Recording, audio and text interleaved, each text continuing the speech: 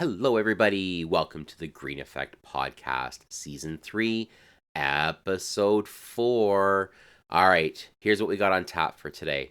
First topic, we're going to talk to first-time home buyers. If you are a first-time home buyer, put down your phone and listen to at least the first part of this podcast, okay?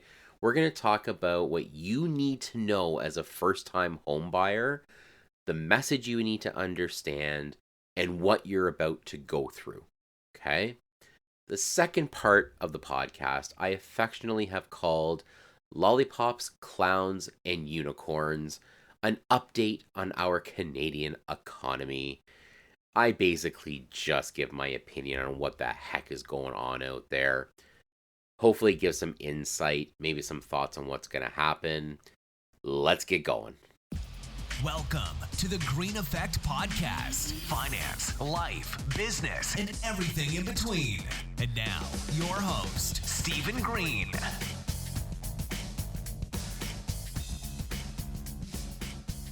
Hey everybody. All right, let's get on with number 1 of 2 for our topics for today. I got some messages. If you are a first-time home buyer, listen up. Put down your phone and take notes. I got some stuff to say to you. All right. I see a lot of clients, my friends, a lot of clients, and I see a lot of first-time home buyers. Let's talk about things that you as a first-time home buyer have to know and understand about what's going on in this crazy, insane world right now. 2022 going into 2023. First things first. What's old is new again. We have this thing called a starter home. Back in the day, Sonny, when I was older or younger, when I was younger, we had a thing called a starter home. You'd get into a home. It's not perfect. There's no white picket fence. The kitchen is small. It's not perfect. But it's your first foot in the door for real estate.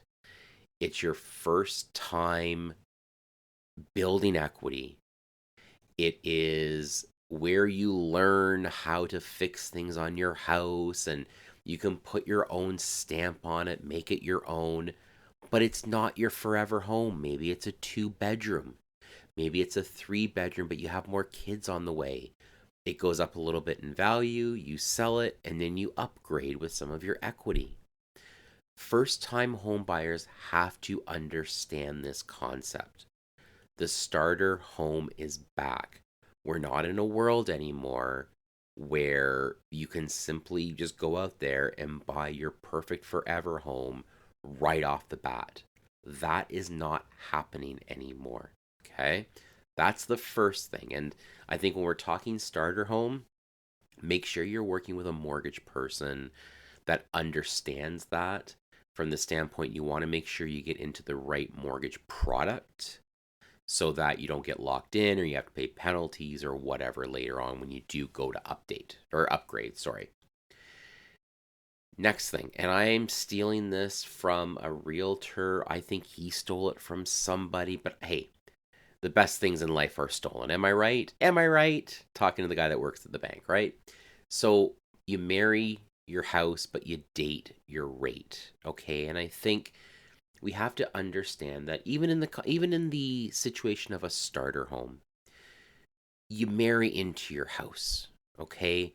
But your rate is going to change over time, over a few years. It's really important to understand that, okay?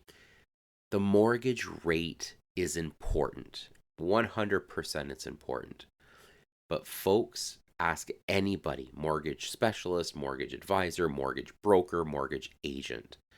It is not the most important thing. If you get into a mortgage with a crazy good rate and it ends up being a terrible product where you got to pay penalties, etc., that's not a good thing. Okay? Next thing on the list. Understand that real estate in the last 10 years has not been normal. Buying and selling real estate is not like buying and selling stocks on the stock market. It has always been a long play. It is not a situation where you're in for a year, out, in and out. It's not. Normally, you have to hold real estate 4, 5, 6, 7, 10 years to really realize the appreciation and the profit and stuff like that. Okay. If you're an investor, for example, I know I'm going off topic from first time home buyer, but if you're an investor, as long as your property cash flows, it should be a long term investment for you. Maybe a retirement, an RSP vehicle in a house, right? But it's big picture, folks. And it's important to be able to see that big picture. Okay. Finally, if you are a first time home buyer, one of the biggest things to mention and for you to understand is it's a lot of work owning a house, a lot of work and money. And I often see first time home buyers that are in their house realizing this the hard way and sometimes having to take on a second job. That's okay. Yes, we can blame the liberal government and every other level of government for all the problems in our world right now. But at the end of the day, if you're able to make do and get out there, get a second job, make ends meet, I'm telling you, it's a really rewarding feeling to know you did it on your own. So if you're a first time home buyer, listen, reach out, make sure you've got the right people working for you, make sure you're on a team or you're working with a team of people that work together for you, and you will find that the transition from renting or transition being from being kicked out of the mother and father hotel into the real world will go much smoother for you. So, selfishly, let me know if you'd like to chat, but make sure you get the right information. And for the love of God, stay off the internet, or as us old folks say, the World Wide Web, with all the crazy information out there. Get the information from the right people. And let's take a quick time out to talk about our sponsor. Gotta pay the bills, folks. Top Consulting is the newest and greatest in your business growth plan. Top Consulting brings a combination of individual goals, accountability, and the most important thing always forgotten about, execution, and combines them with what your business goals are. It's not as simple as here's my goal, go get it. It's about what is the goal? Is it the right goal? What does the goal look like?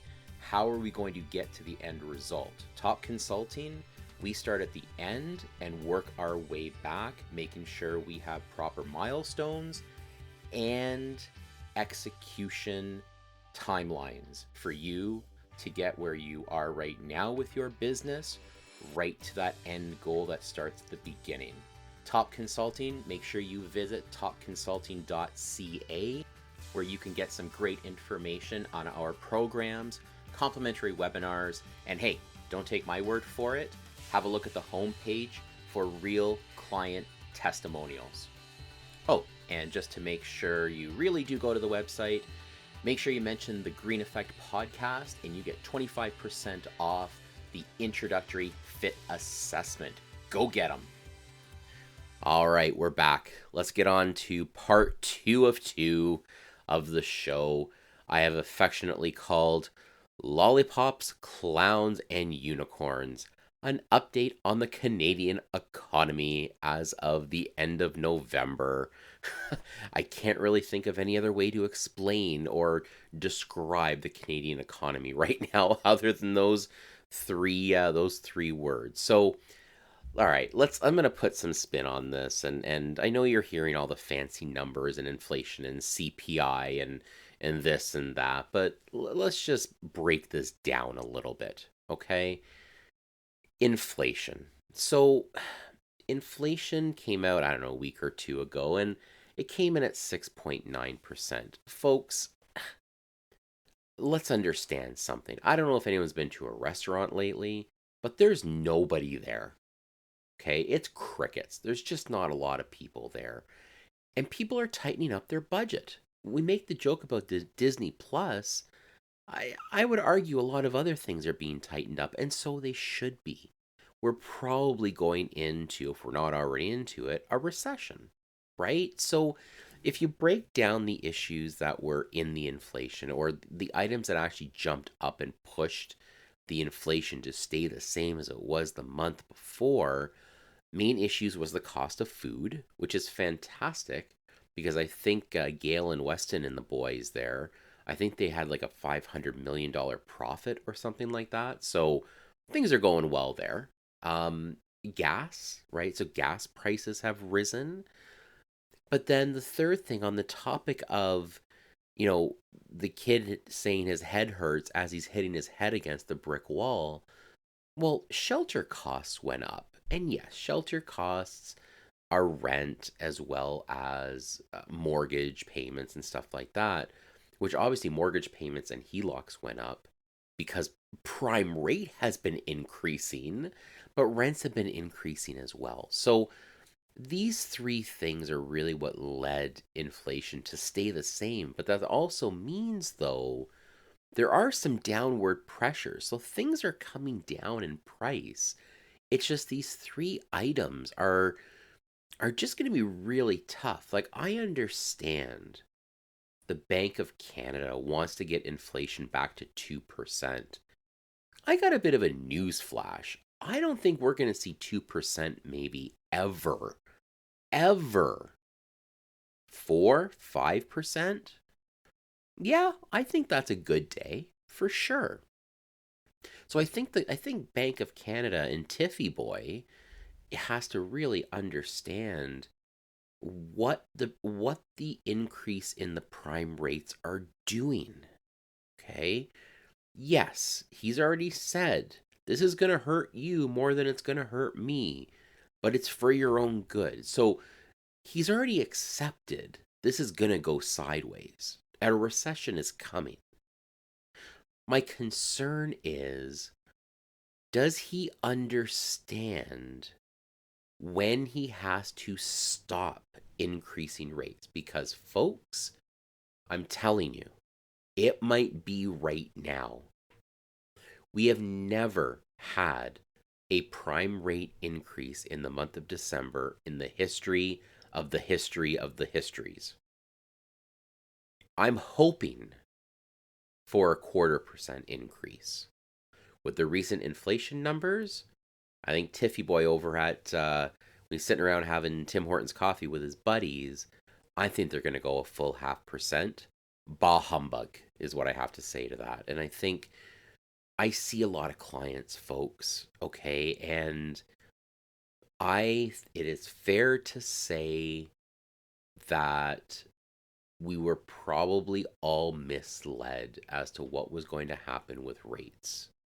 We all governed ourselves accordingly based on how we were advised. And now we are paying the penalty, pardon the pun. So, you know, I'm hoping for a 0.25% in December. I think it's going to be a full 50. My message to everybody, buckle down. I don't understand when I drive by Starbucks, the drive-through is lined up to the street. I feel like rolling down my window and yelling at the people, "What are you doing there? There is a recession happening." Okay, there's certain things you're just going to have to live without. Hey, maybe you need to get a second job, a side hustle, as the kids say these days. Okay, big picture. Remember, you know me, I'm a big picture guy. This too shall pass. Okay, we've got to look at the big picture. I've said this in the first part of the show. Real estate is a long-term investment. You always end up on top in some way, shape, or form.